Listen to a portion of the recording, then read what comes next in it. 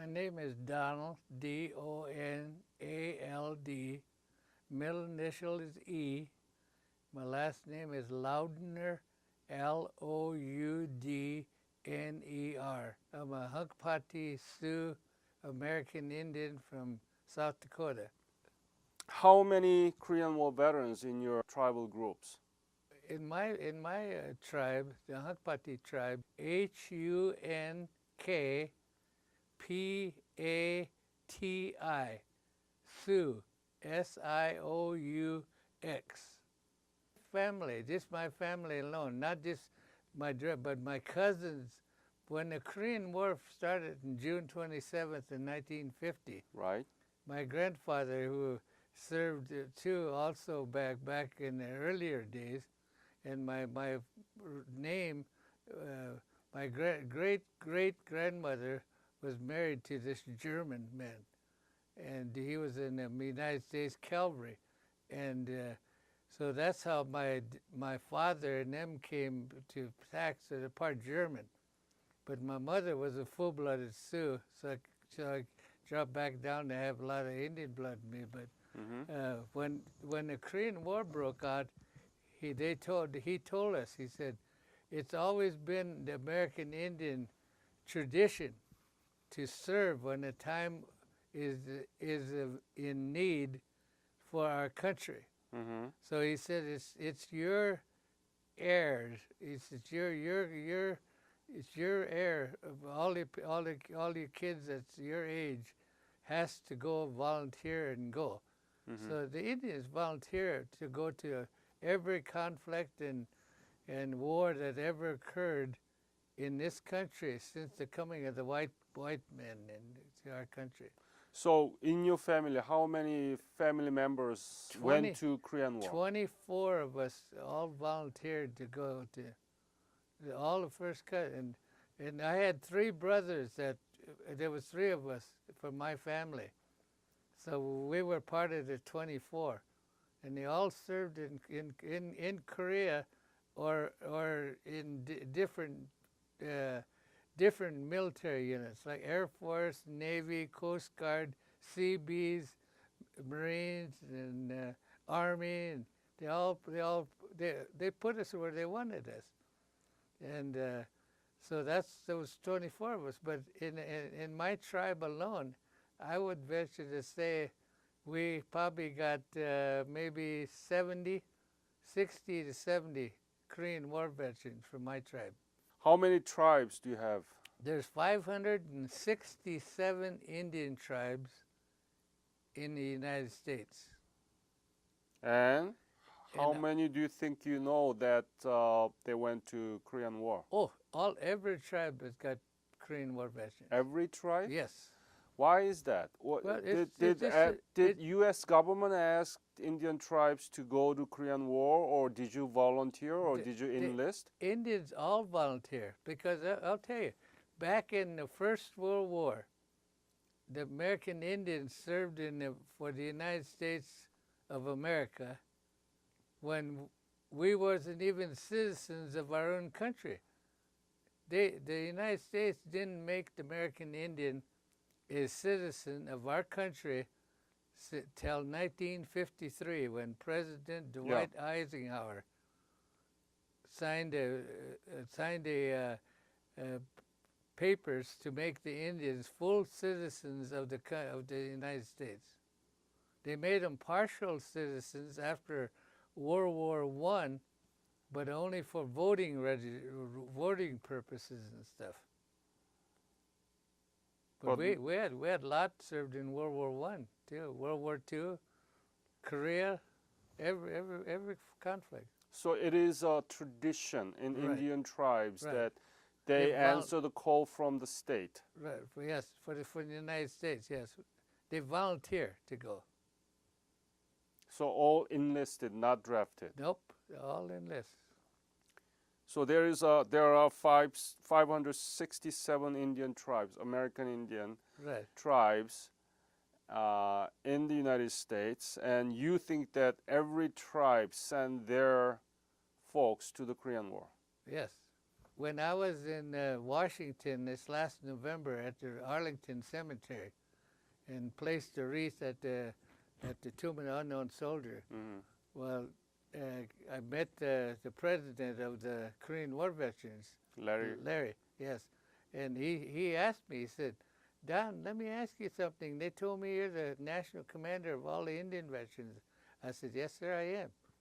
And he said, "Can I talk to you?" And I said, "Sure." I said, "Right now," I said, "I'm getting my people ready to make the presentation of the wreath at the tomb of an unknown soldier.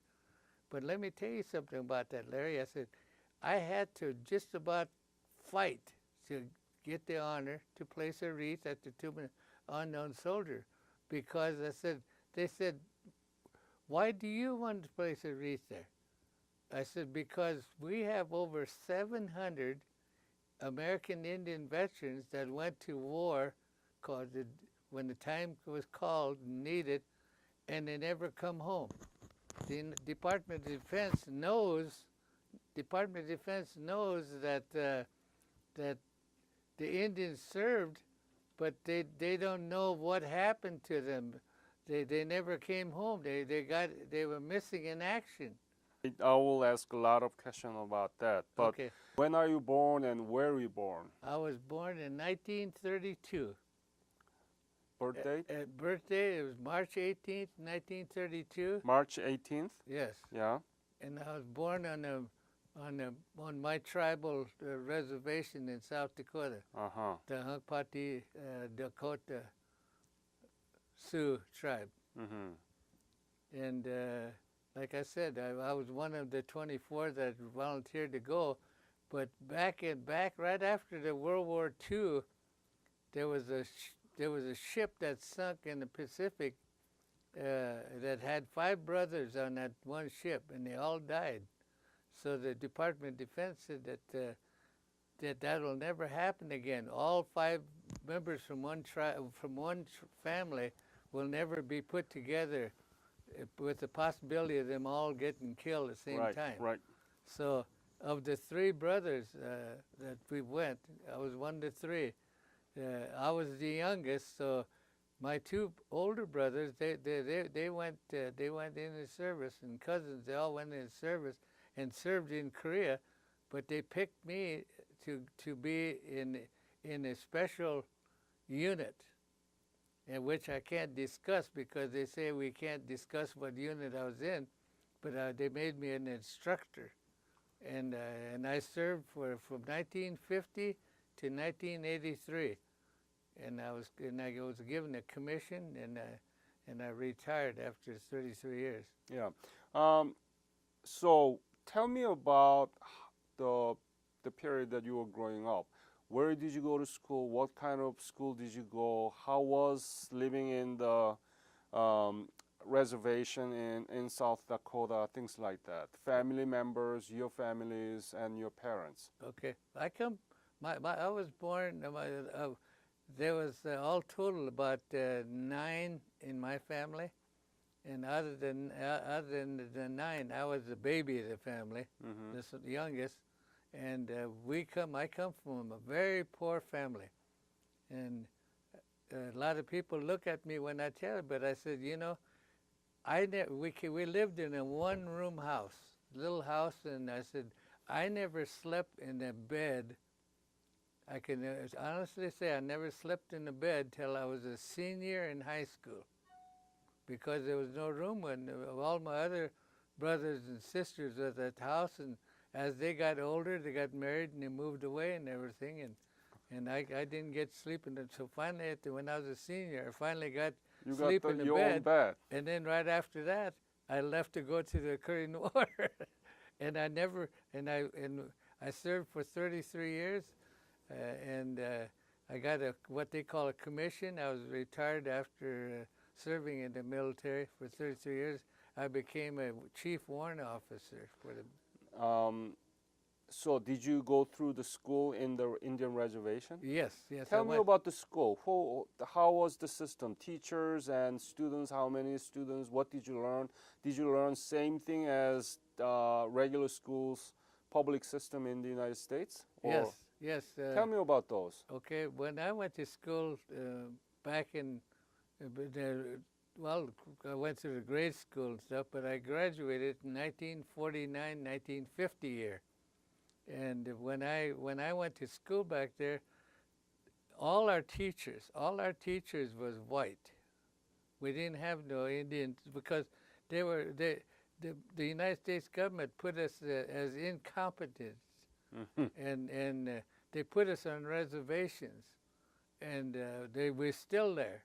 And even though I served after I got out of the military in a top administrative position for the federal government, I still am incompetent. They declare me incompetent because I'm supposed to be don't know nothing, yet they hired me in one of the top positions.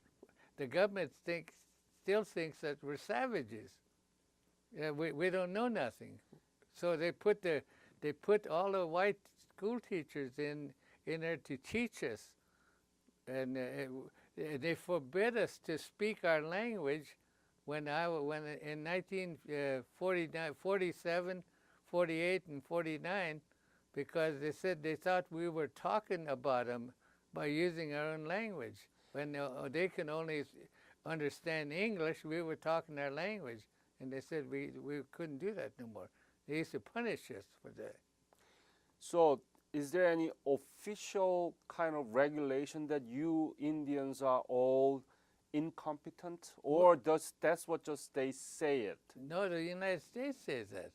And government officially the government say that? officials, yes. How do they treat you then? How do they? Well, they give money through the treaties. See, back in my tribe was put on the reservation, and in 1868. And that's what we put on there. And they put us on these reservations, and they gave allotments to the Indians, land.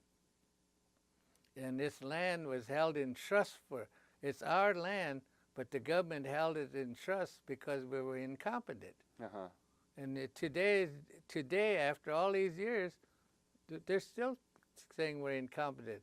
When we saying in legal term? Yes. Legal term that you still are incompetent? Yes, they got to, because otherwise they would tax our land. Our land is non-taxable on the reservation. So all this superficial benefits for the Indian reservation is based on the assumption that you are all incompetent. Through a treaty, yes, through the treaty. You want to pay tax to the federal government saying that I'm not incompetent?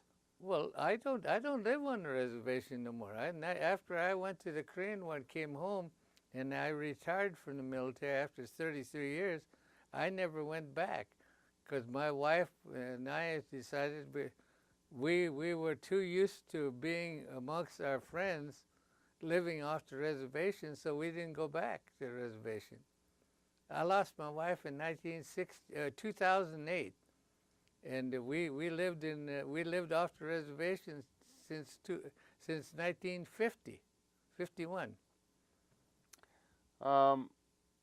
So all teachers were white, yes, but you were taught the same classes, yes, and same subject. They taught us the English language, and we couldn't talk our Indian language. You were prohibited? Yes. Yet, as we were talking this afternoon when I first met you, you know that the United States used the American Indians to win the war when they even fought the Japanese people and the German people by using their language as a code. Yep. So, and you were born in 1932, which is 3 years later, the Great Depression. How did you survive the Great Depression? Well, like I said, the government gave the Indians rations. Rations? Yes, they would come over and they would give us rations, and they would give us clothing, and they would give us what they call commodities. And like I was telling one lady that was in the restaurant, she said, Don, every time you come in, she said, you must like pancakes and that stuff. I said, well, you know what? When I was small, that's all we ate. I said, we ate pancakes and peanut butter. The government didn't have enough syrup, so they'd give us a gallon of peanut butter, and they'd give us pancake mix. So my mother used to make pancakes, and then she'd take the peanut butter and put it on like butter, and then she'd roll it up, and that was our sandwich. That's what we ate. Were you angry about this being incompetent, coal being incompetent? Not really, because we weren't, and when I was growing up, we never had a chance to live off the reservation. We were there, even though there was no gate holding us, but we didn't know anybody. Well, were you not angry about the way that the federal government treating you guys? Well, today, when you think back about it, you get that feeling. Even today, Yep. 2014, they still discriminate against American Indian. October 13th, this Monday was Columbus Day, right? Right. And some of the state declare that they're not going to observe this Columbus Day, but rather it's an indigenous people's day. Okay, in South Dakota, where I come from, Mhm. we're the only state in the United States that passed a law in South Dakota declaring American Indian Day to replace Columbus Day. Mhm. So we don't celebrate Columbus Day in South Dakota. We celebrate that day. We celebrate American Indian Day.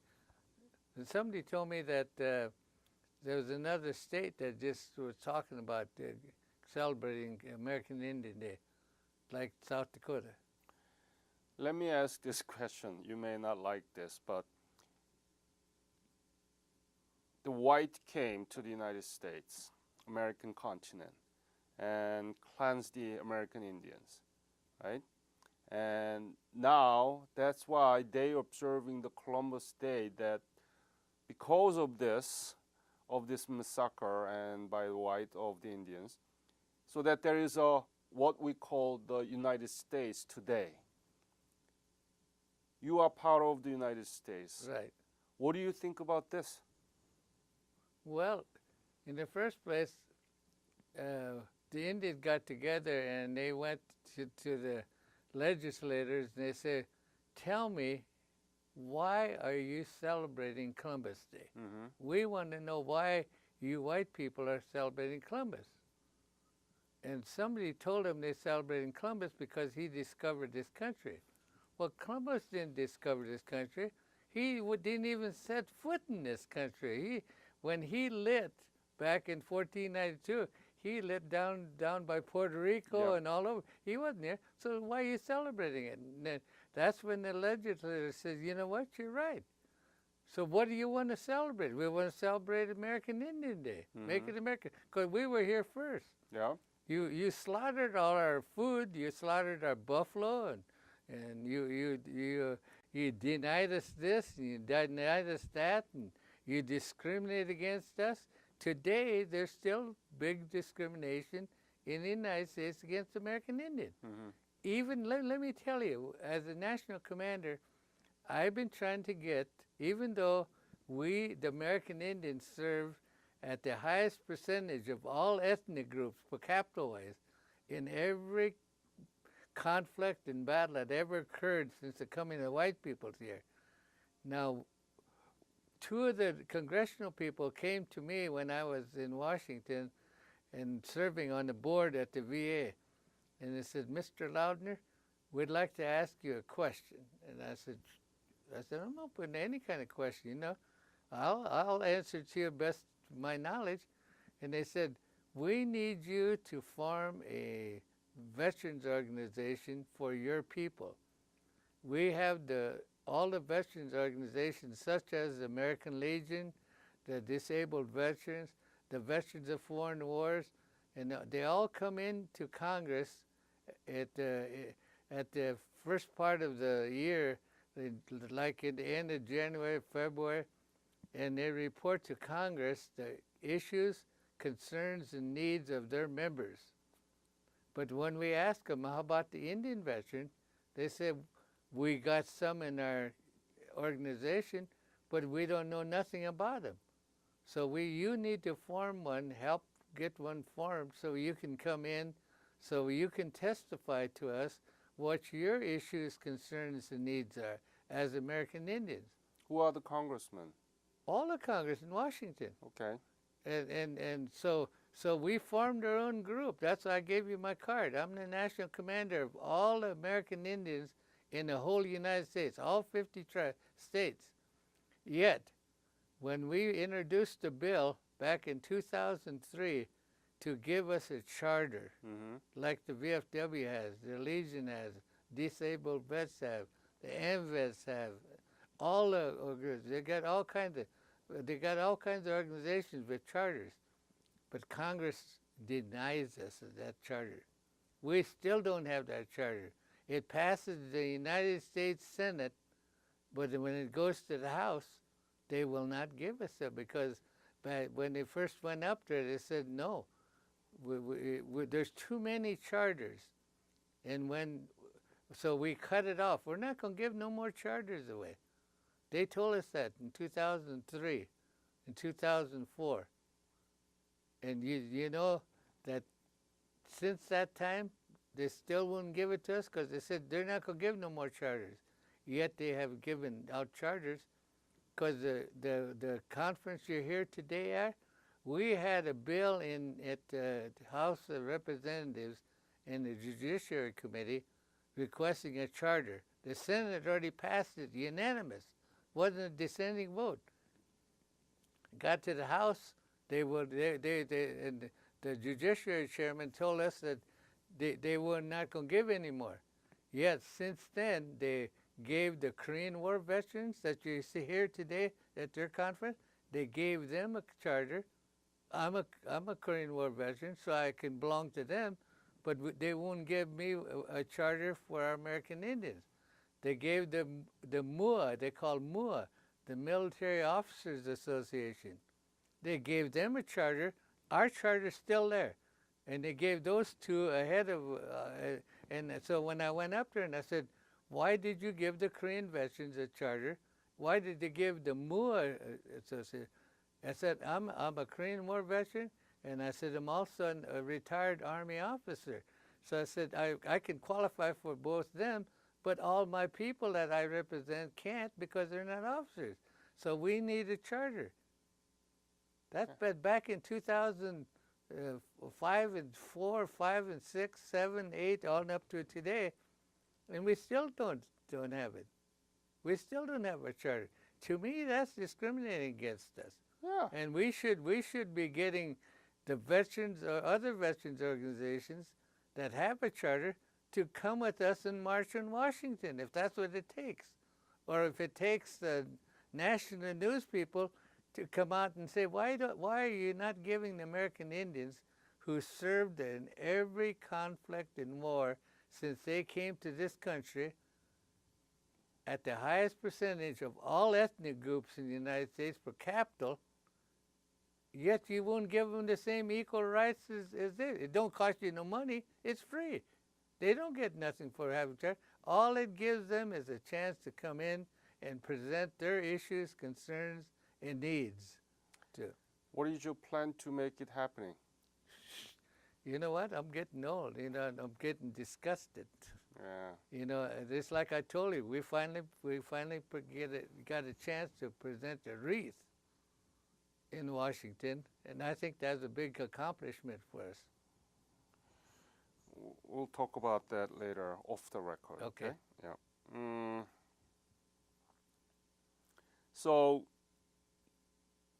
when did you volunteer, enlist to the military? I volunteered to go into the military in 1950, August 1st of 1950.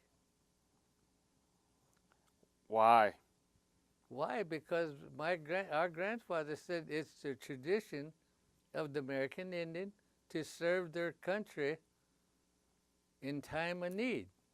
And your generation, it's your turn now.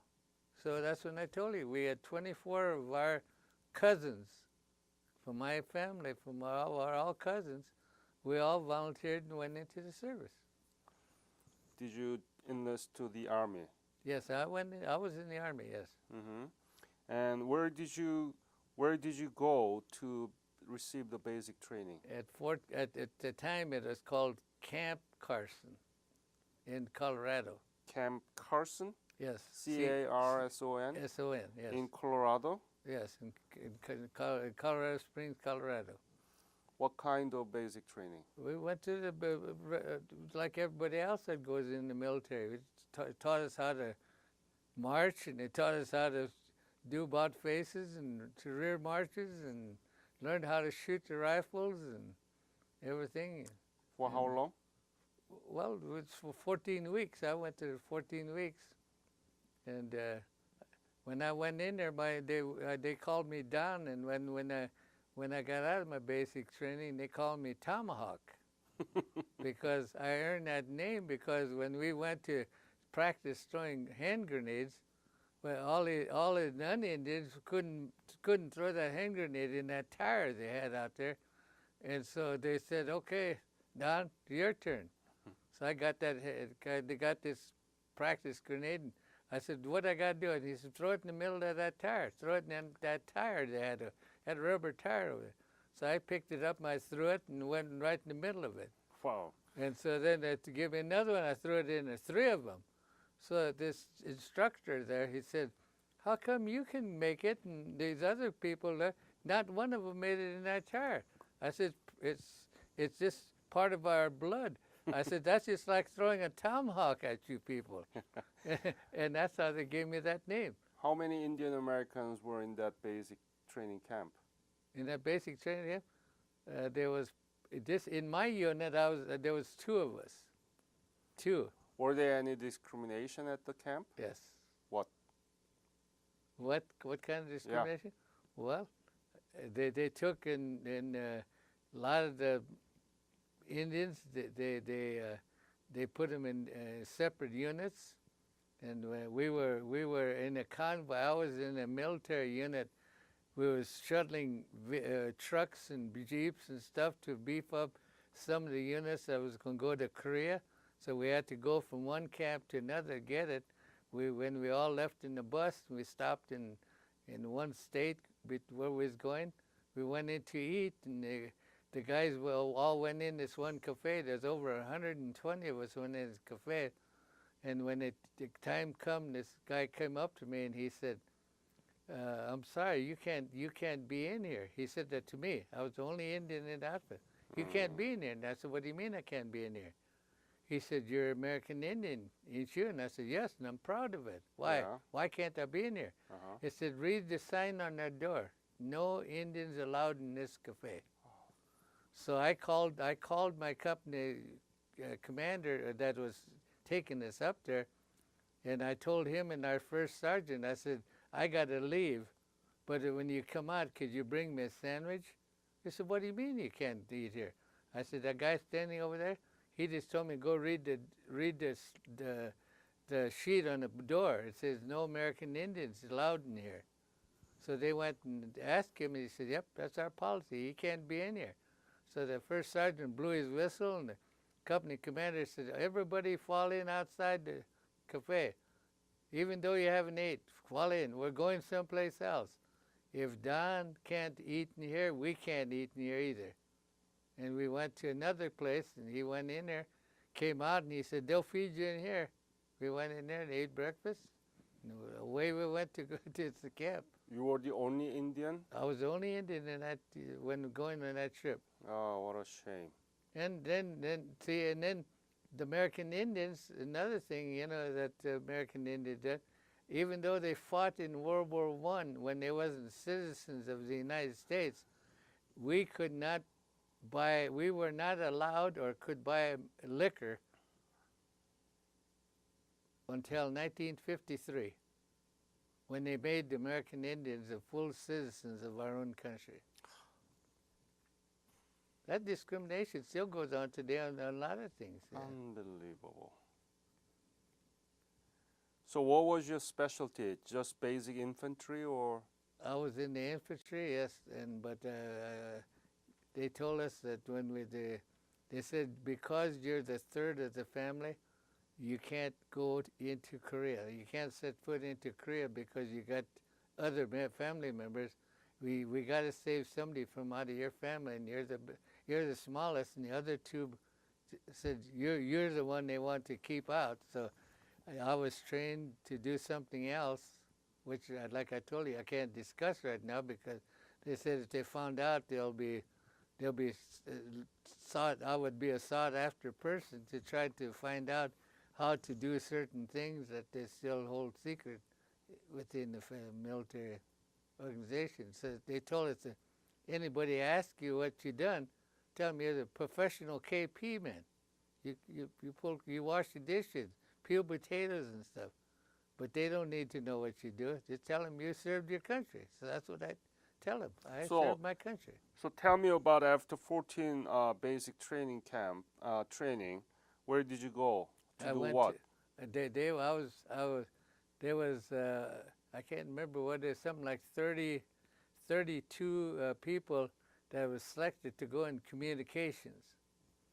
And out of the 33, there was only about 4 or 5 of us that passed. And I was one of them passed. So I served in the communications end of the military. How long did you get the training there? I wasn't in Fort Carson. They sent me into New Jersey to take that training stuff. And that's what I can't discuss right now. Okay. So, what happened to you then? Well, then after we got trained and everything, I was one of the instructors that taught what they taught me to teach. I went out and trained the other people. It was a new system, so I was one of them that went out and trained the people. Where? The new system all over, wherever they sent us. I was up in Alaska and the Aleutian Islands. So you were dealing with code, the decryption, right? Encryption. Okay. So where did you go? What's the first base that you were assigned to? I can't discuss. Even not the names of the base? No, I mean, because they just told me we can't, because even today they said that it's a code that hasn't been broken yet, so they don't want us to discuss it. So I said, I still carry my top secret, and stuff, even though I'm retired after 33 years. So, I did later on. I was up and ended up into Japan for a while and stuff. But I went through the Aleutian Islands in Alaska, and in the United States we trained some people. But I wasn't the only one. So, had you been in Korea? I was there later on. Yes. Later on, after when? the war. After the war. Can you say what year? Maybe I better not. But it was right after the war and stuff. Okay. So you did the same thing in Korea too? Most of them, they were all trained. I mean, they came through the system in the United States. But so to me, I think it's wrong to not recognize anybody that served in time of need because they had no selection where they were to go. Like our veterans organizations, they say, well, because you didn't serve directly in the battlefields and stuff, you can't belong to us because they more or less said we were not recognized as veterans. No. So I said, no, well, we didn't have no choice.